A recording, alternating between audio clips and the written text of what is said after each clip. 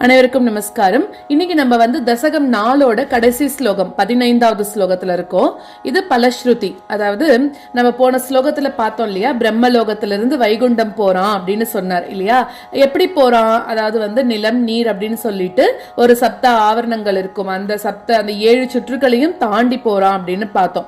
இப்ப இவன் அர்ச்சராதி மார்க்கம் வழியா வைகுண்டத்துக்கு போறான். நிறைய வெளிச்சம் துணையோட அங்க போய் சேர்றான். அவன் என்ன பண்றான், உன் பதம் அடையிற ஒருத்தனுக்கு அங்க சேர்ந்துடுறான். திருப்பி அந்த வைகுண்டத்துக்கு சேர்ந்த ஒருத்தனுக்கு திருப்பி கீழே நழுவி வரதே கிடையாது, அவனுக்கு மறுபிறப்பே கிடையாது அப்படின்னு சொல்றார். அங்கேயே ரொம்ப சந்தோஷமா உனக்கு கைங்கரியம் எல்லாம் பண்ணிட்டு இருக்கானோ. அதாவது யாருக்கு கிடைக்கும் இந்த மாதிரி ஒரு பாக்கியம்? ரொம்ப புண்ணியம் பண்ணவாளுக்கு மட்டும்தான் வைகுண்டத்துல போய் பெருமாளுக்கு கைங்கரியம் பண்ணக்கூடிய பாக்கியம் கிடைக்கும். அது ஒரு சாதகனுக்கு கிடைச்சது அப்படின்னாக்க, சச்சிதானந்த வடிவோடு இருக்கக்கூடிய உனக்கு, அந்த குருவாயூருக்கு தலைவனா இருக்கக்கூடிய உன்னோட அந்த மங்கள குணங்களையே பாடின்னு இருப்பானோ அவனும். அதே மாதிரி நானும் இங்கே உன்னோட மங்கள குணங்களையே பாடின்னு இருக்கேன். அப்படிப்பட்ட என்ன குருவாயூருக்கு தலைவனா இருக்கக்கூடிய நீதான் காத்தருளணும் அப்படின்னு சொல்லி இந்த ஸ்லோகத்துல சொல்ற. ஸ்லோகத்தை பார்க்கலாம்.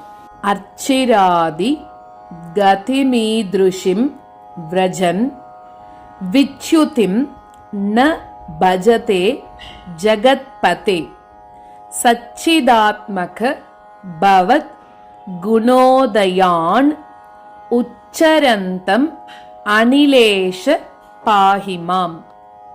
அச்சிராதிகதிமீத்ருஷீம் व्रजन् அச்சிராதிகதிமீத்ருஷீம் व्रजन् விச்யுதிம் ந பஜதே ஜகத்பதே விச்யுதிம் ந பஜதே ஜகத்பதே சச்சிதாத்மக பவத் குணோதயான் சச்சிதாத்மக பவத் குணோதயான் உச்சரந்தமனிலேஷ பாஹிமாம் உச்சரந்தமனிலேஷ பாஹிமாம்.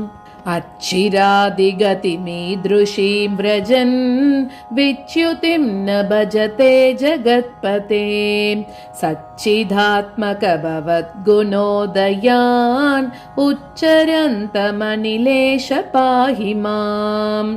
அச்சிராதிகதிமீத்ருஷீம் व्रजन् விச்யுதிம் ந பஜதே ஜகத்பதே சச்சிதாத்மக பவத் குணோதயான் உச்சரந்தமனிலேஷ பாஹிமாம்.